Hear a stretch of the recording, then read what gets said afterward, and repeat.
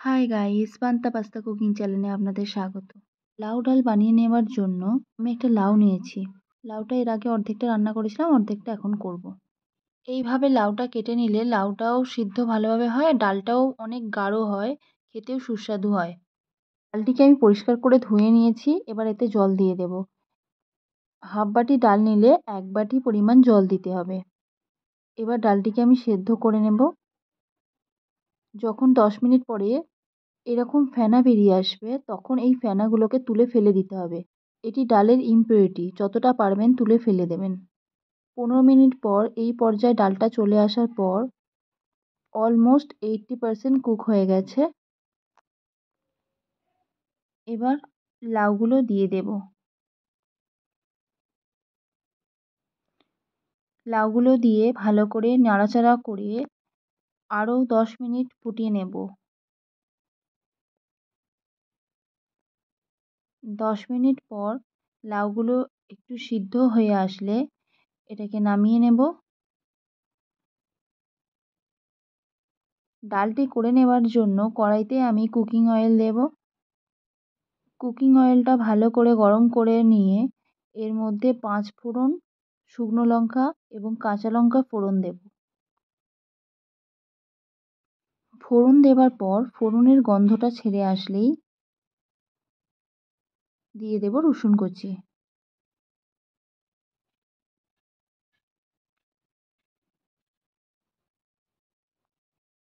রসুনটা একটু নাড়াচাড়া করে নেবার পর দিয়ে দেব একটা মিডিয়াম সাইজের পেঁয়াজ। পেঁয়াজটা এরকম সরু সরু করে কাটতে হবে। পেঁয়াজগুলোকে এবার বাদামি করে ভেজে নিতে হবে।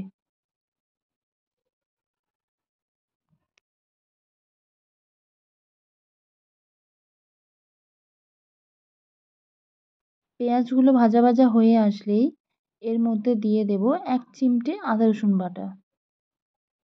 এতে ডালের স্বাদটা আরও বেড়ে যায়। আদা রসুনটা একটু ভাজা হয়ে গেলেই এর মধ্যে দিয়ে দেব হলুদ গুঁড়ো আর জিরে গুঁড়ো।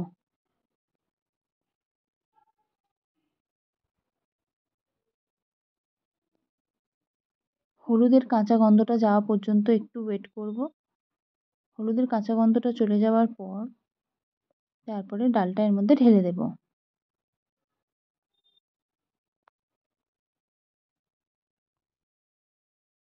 ডালটা দেওয়ার পর একটু ভালো করে মিশিয়ে নিতে হবে।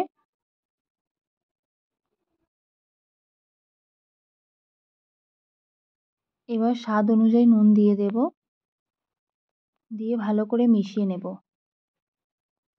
এবার দিয়ে দেব চিনি। চিনি আমি 2 চামচ দিলাম। আপনারা যে যেমন মিষ্টি খেতে পছন্দ করবেন সেরকম স্বাদ অনুযায়ী কম বেশি দেবেন।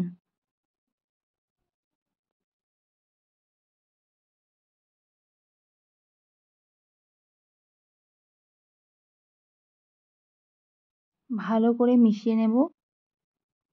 মিশিয়ে নেবার পর এটিকে আরও 5 মিনিট ফুটতে দেব। এইভাবে ডাল রান্না করলে ভাত দিয়েও সুস্বাদু লাগে, রুটি দিয়েও খুব খেতে ভালো লাগে। ভিডিওটি ভালো লেগে থাকলে লাইক, কমেন্ট, শেয়ার করুন, সাবস্ক্রাইব করুন।